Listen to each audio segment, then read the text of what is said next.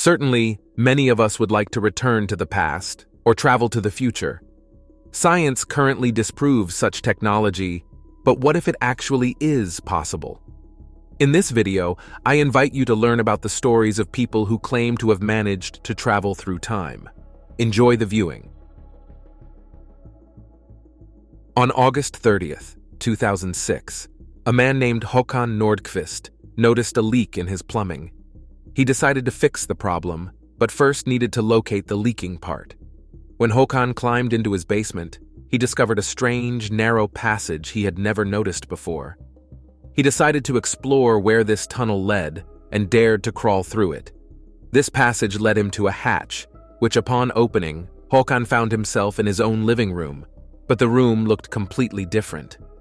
Besides the different furniture, Håkan saw an elderly man in the living room. After they talked, it became clear that he had met himself 36 years later. Håkan understood that no one would believe his story, so he decided to capture the meeting with himself on his mobile phone camera. The footage shows that the men are very similar, and they both have identical tattoos in the same place. This story is astonishing, and this video could be direct evidence that time travel indeed exists.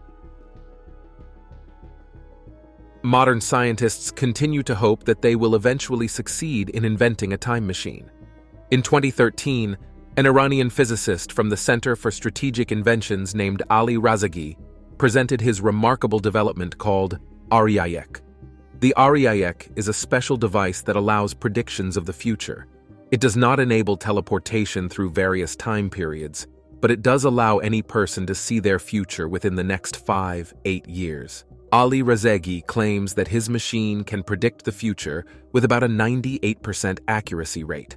However, the physicist developed his device with the goal of helping his native country, not to make money from those eager to know their fate.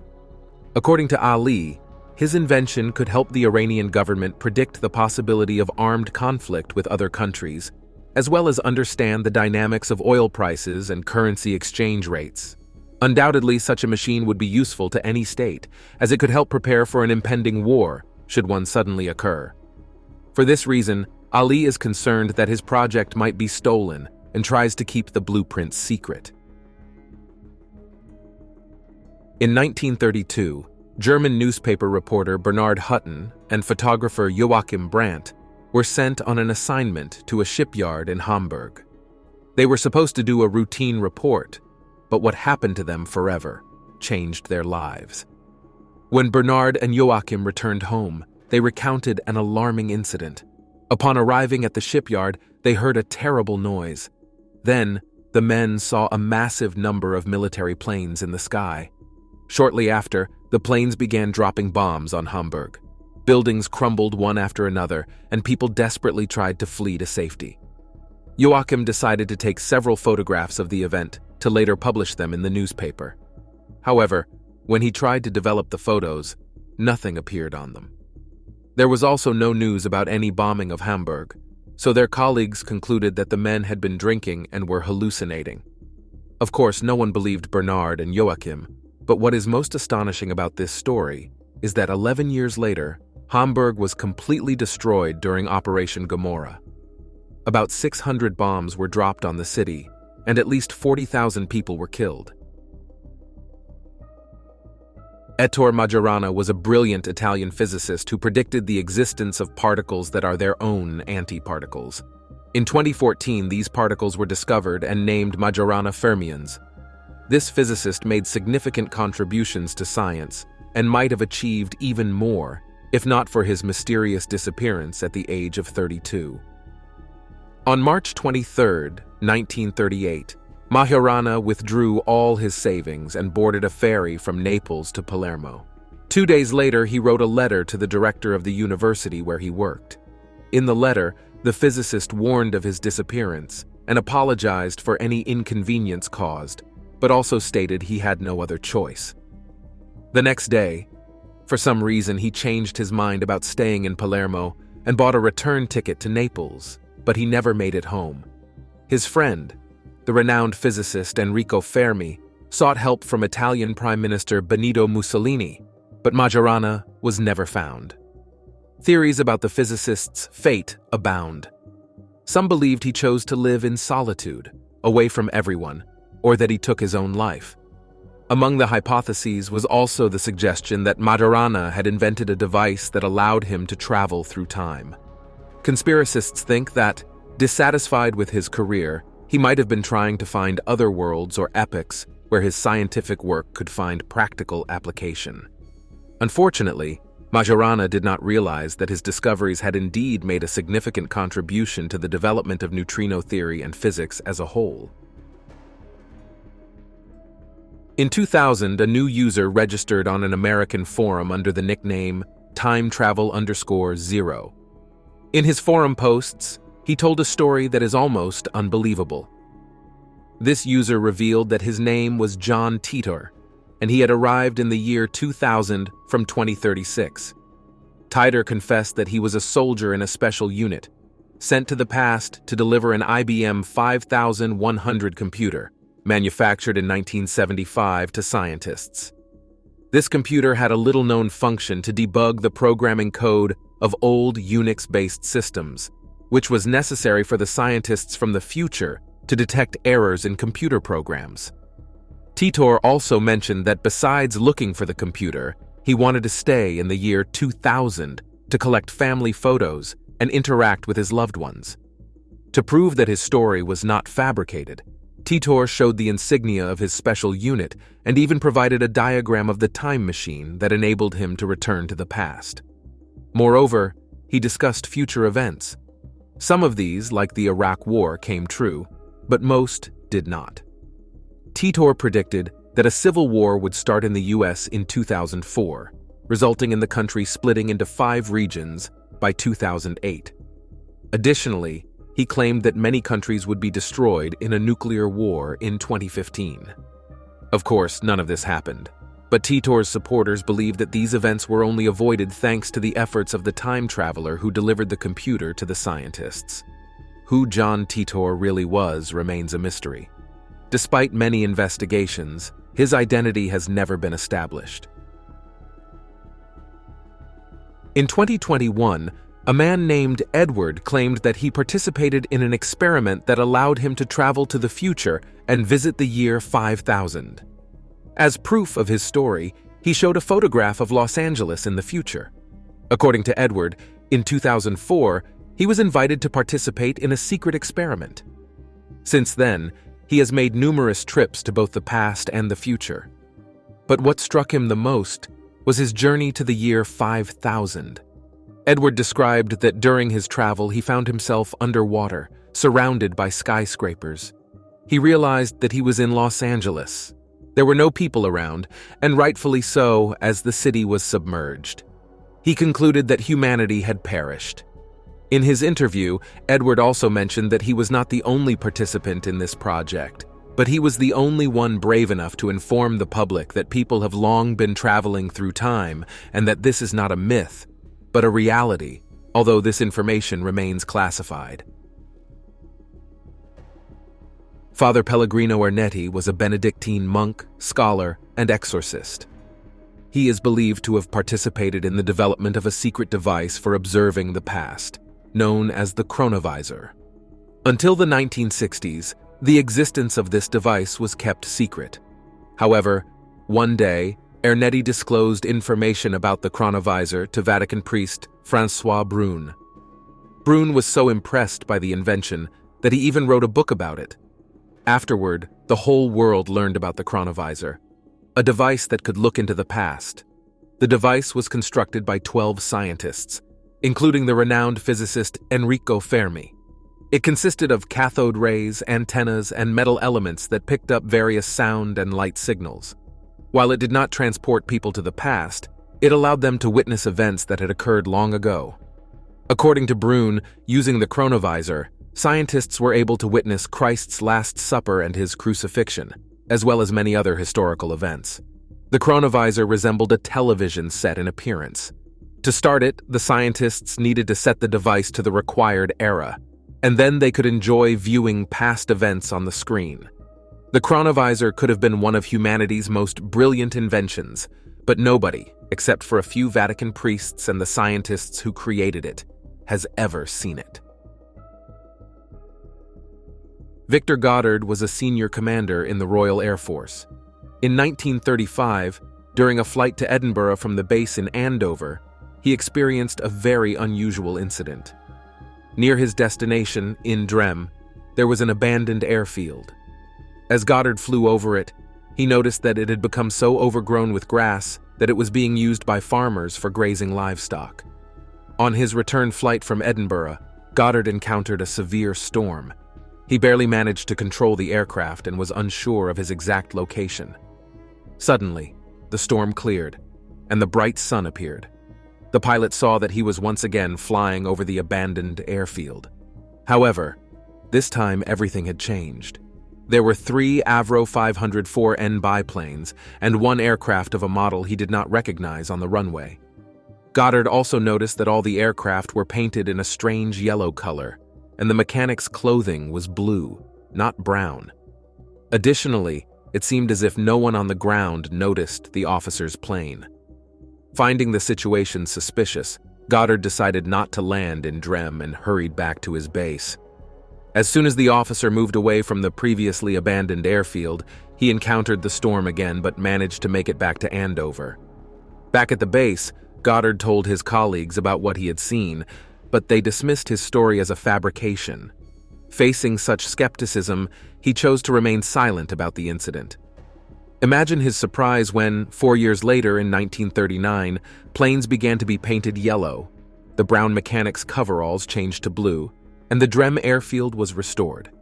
All this meant that on that day, Goddard had briefly visited the future.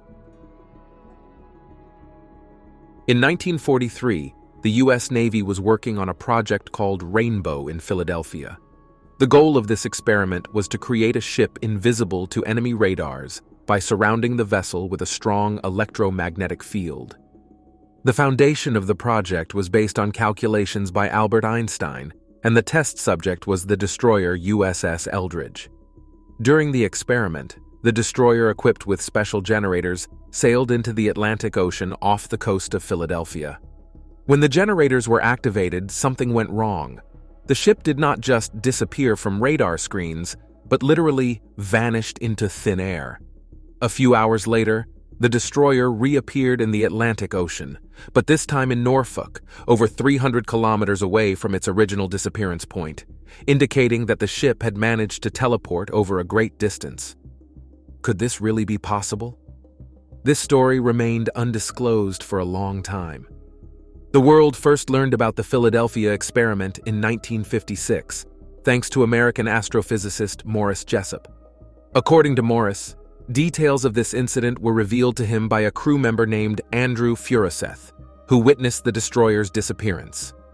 The U.S. Navy has never officially confirmed this story, but it is important to remember that this was a classified experiment. This photograph seems quite ordinary, but it's notable that it was taken in 1941 during the opening of the South Fork Bridge in Canada. In it, we see many people whose clothing matches the era. However, among these people is a man who stands out from everyone else due to his appearance. But who is he? The photograph first gained popularity in 2004 after it appeared in the Their Past Lives exhibition at the Braylorn Pioneer Museum. It puzzled many people then. In 2010, the photo was digitized and published online, which significantly increased interest in it. Some users speculated that the man captured in the photo was a time traveler.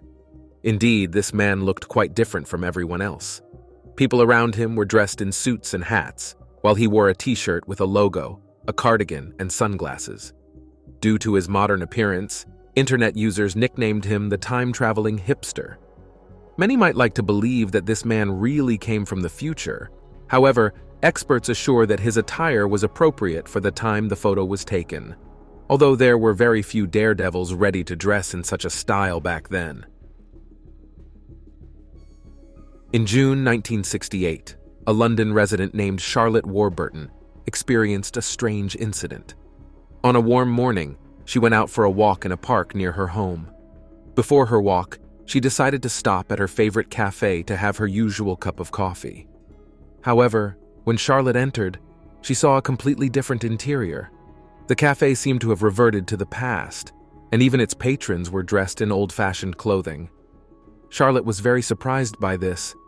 She looked at the menu, which was entirely different from the usual one, and then decided to return home to tell her husband about the incident. Charlotte's husband found the case very strange, so he suggested they visit the cafe together again. Astonishingly, this time the old-fashioned establishment was replaced by the very same favorite cafe she initially tried to enter. Nothing special was happening inside. The setting and menu were exactly as Charlotte remembered them. She thought she might have mistaken the cafe, but she could never find that strange establishment from the past again. What then happened? The answer to this question is unknown. Perhaps Charlotte experienced a time distortion and found herself in the past. The American magazine Backwoods Home Magazine is a small-town newspaper from Gold Beach, Oregon. Its main focus is on farming, but in 1997, a very strange advertisement appeared in the magazine. Seeking individuals to travel with me to the past. This is not a joke. P.O. Box 322, Oakview, California 93022.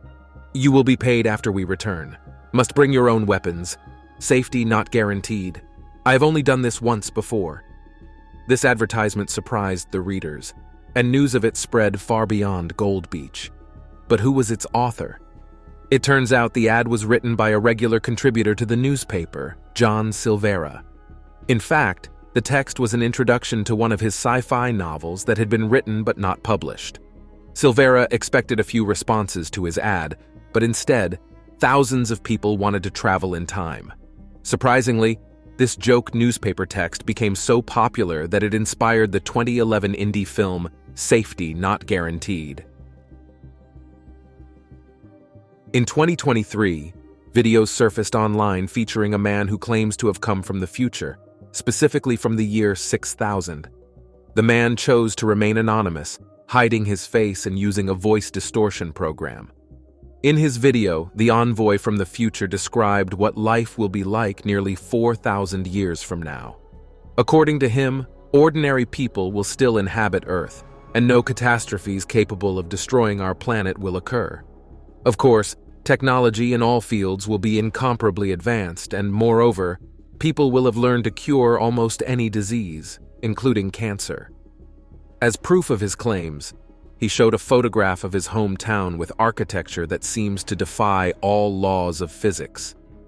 In reality, it is very difficult to make out anything in the picture due to significant blurriness. He explained that this effect is because photography technology in the year 6000 is vastly different from today's. Many skeptics believed it to be a hoax, but the mysterious man was prepared for this, understanding that it is currently hard for people to believe in the possibility of time travel. But this view will change soon. Admittedly, it's hard to imagine what our world will look like thousands of years from now. However, it turns out that among us are people who have managed to visit such a distant future. In 2018, a time traveler named William Taylor published a video in which he talked about his time travels. Taylor worked as a British spy and participated in secret programs. According to him, time travel has been practiced for over 30 years and will be available to ordinary people within the next 10 years. Taylor has traveled to the future many times, but he considers his journeys to the years 3000 and 8973 as the most significant. In the year 3000, Taylor saw an apocalypse. The sky was bright red, and very few people were left. In 8973, Earth looked lifeless, and the planet's main inhabitants were hybrids of robots and humans with huge heads and large eyes. Of course, we will never know if the distant future will be as Taylor described, but a polygraph test did not reveal any deception in the travelers' stories. In June 1951, a strange man suddenly appeared in Times Square, New York, seemingly out of nowhere.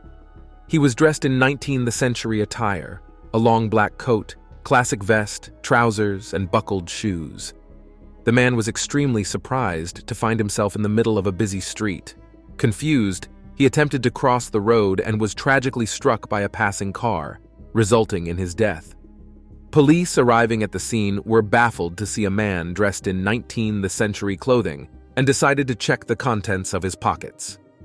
They found currency from the previous century, a bill for horse care, business cards bearing the name Rudolph Fentz of Fifth Avenue, and a letter from Philadelphia with a 1876 postmark. The deceased's personal belongings shocked the officers, and they launched an investigation to identify the strange man. They first visited the address on the business cards, but the residents there had never heard of Rudolph Fentz. The police then checked a 1936 New York City phone directory, where they found a listing for Rudolph Fentz Jr., who had died in 1915. The case of the man who died in Times Square was handed over to Detective Hubert Rhine of the Missing Persons Department.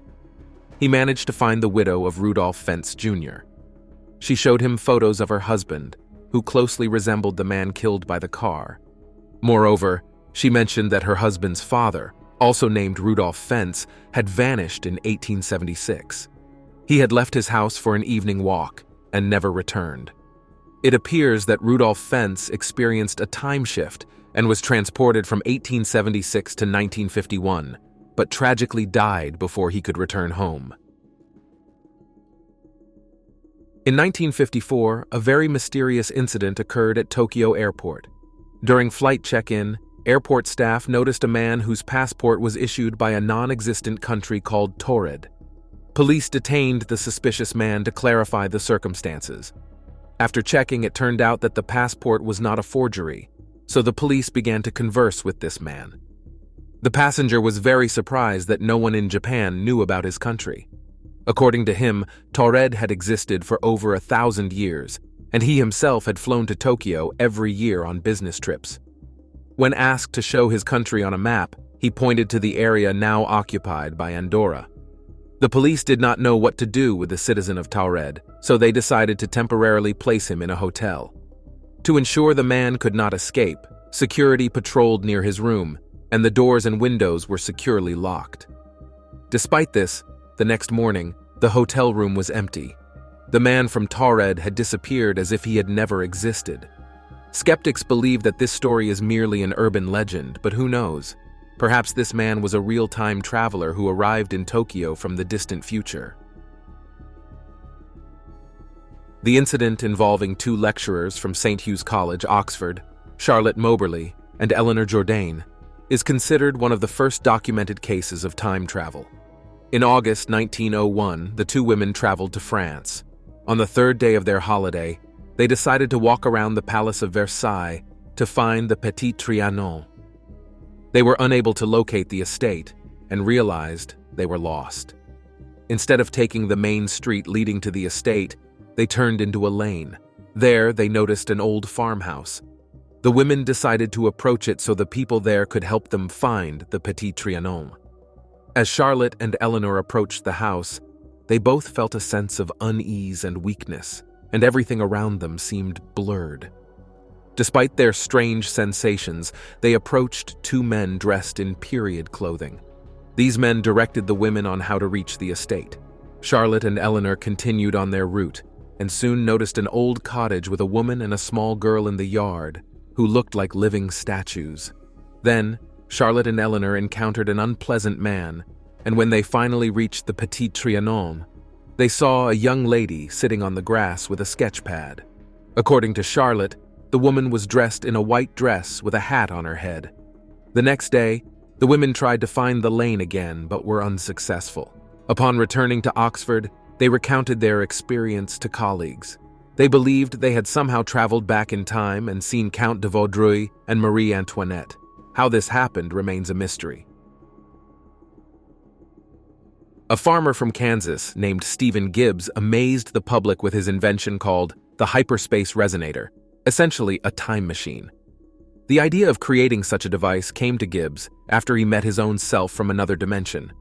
During this encounter, his duplicate passed on the blueprints for the time machine and detailed assembly instructions. Naturally, Gibbs decided to try building the device and test it in practice.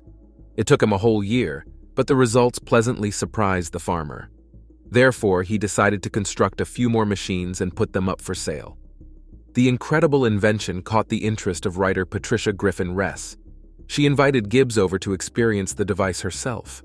According to her, as soon as Gibbs activated the machine, strange clouds appeared in the room, and all her electrical appliances stopped working. However, no time travel occurred.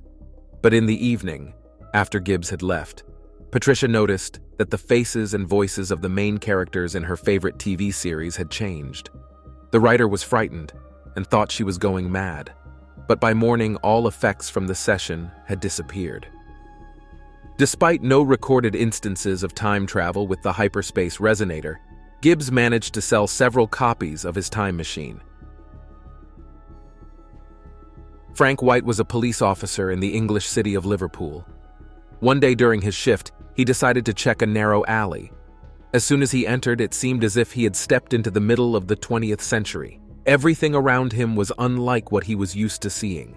There were different shops, different cafes, and even the people walking around the city wore completely different clothing. Frank was very frightened by what was happening and did not dare to approach the passers-by to find out the current year. Overwhelmed by stress, he felt dizzy and weak, and then he fainted. When Frank woke up, he found himself at the place where he had intended to turn into the alley, but this time, there was no turn. The city around him was once again modern, as were the people walking on the street. Frank never understood what had happened. Skeptics believed that this incident might have been related to the police officer's fatigue. Perhaps he lost consciousness before he even reached the alley, and everything he saw was some kind of dream. In 2004, a lawyer from Washington State named Andrew Basiago claimed that from the ages of 7 to 12, he participated in a secret U.S. government project called Project Pegasus. This program was involved in developing methods of teleportation and time travel. According to Basiago, thanks to this project, he was one of the few people fortunate enough to have visited the past. Thus, he made 8 trips. Several times, Basiago was transported to Ford's Theater on the night President Abraham Lincoln was assassinated. Each subsequent visit, he saw his own copies, which seemed to be stuck in that time. Later in life, Basiago participated in another teleportation project. During these experiments, he managed to travel to Mars. Basiago was not the only participant in secret government programs.